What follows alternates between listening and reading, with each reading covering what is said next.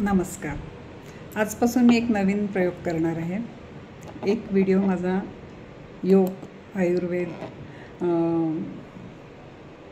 ह्याच्यावर असणार आहे.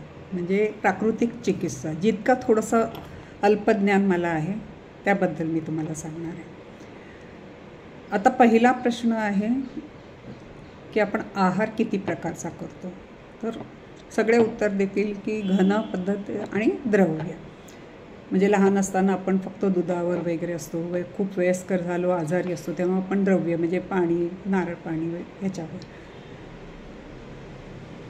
दूध. पण घन मोठं झाल्यावर आपण घनावर. पण आपण लहानपणापासून किंवा अगदी पोटात असल्यापासून एक आहारावर जगतो, तो म्हणजे वायू, हवा, श्वास. हवा म्हणूया नको, श्वासावर जगतो आपण. त्या घटकाचा कधी विचार करत नाही. आणि आयुर्वेद आणि योग तुमच्या ह्या घटकावर पण जास्त लक्ष देतं. म्हणजे जे तुम्हाला दिसत नाही असा तुमचा आहार म्हणजे वायू, आणि जे तुम्हाला कळत नाही असं तुमचं शरीराचा अवयव म्हणजे मन जेव्हा आजारी पडतं तेव्हा बऱ्याच इतर आजारांना बोलावतं. जसं आपण डायबिटीससाठी बोलतो की डायबिटीस हा खूपशा रोगांचा जननी आहे. डायबिटीस ही तसंच डायबिटीसची पण जननी मन असू शकते. तुमच्या मनातल्या खूपशा दुखण्याने, मनातल्या खूपशा रोगामुळे तुम्हाला डायबिटीस होऊ शकतो. जरुरी नाही की तुमच्या अनुवंशिकच असेल, जरुरी नाही की तुमच्या जीवनशैलीमुळे ते झालं, पण तुमच्या स्ट्रेसमुळे सुद्धा तुम्हाला डायबिटीस होऊ शकतो. तर आपला महत्त्वाचा आहार आहे तो वायू, आणि त्या वायूकडे आपण लक्ष देत नाही, श्वासाकडे आपण लक्ष देत नाही. मग म्हणून योगमध्ये पहिला प्राणायामला महत्त्व दिलं जातं. व्यायाम, आसन हे नंतर येतं, पहिलं प्राणायाम येतं. आता खूपशे लोक म्हणतील प्राणायामची गरज काय, प्राणायामची आम्हाला काय गरज आहे.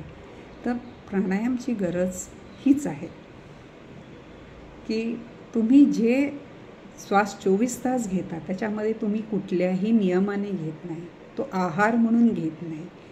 तर दिवसभर 24 तासासाठी तुम्हाला योग्य पद्धतीने ऑक्सिजन आणि बाकीचं ऑक्सिजन शरीरामध्ये, रक्तामध्ये मिसळण्यासाठी आणि तुमच्यातले विकार बाहेर पडण्यासाठी प्राणायाम करायचा असतो.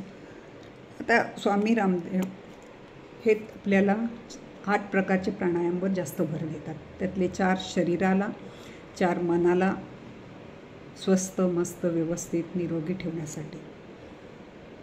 आपण जसा वायू, श्वास या आहाराचा कधी विचार करत नाही, तसा आपण मन या आपल्या शरीराच्या घटकाचाही विचार करत नाही. तर पहिला प्रश्न तुमचा हाच असेल, मनाला काय रोग होतो आहे.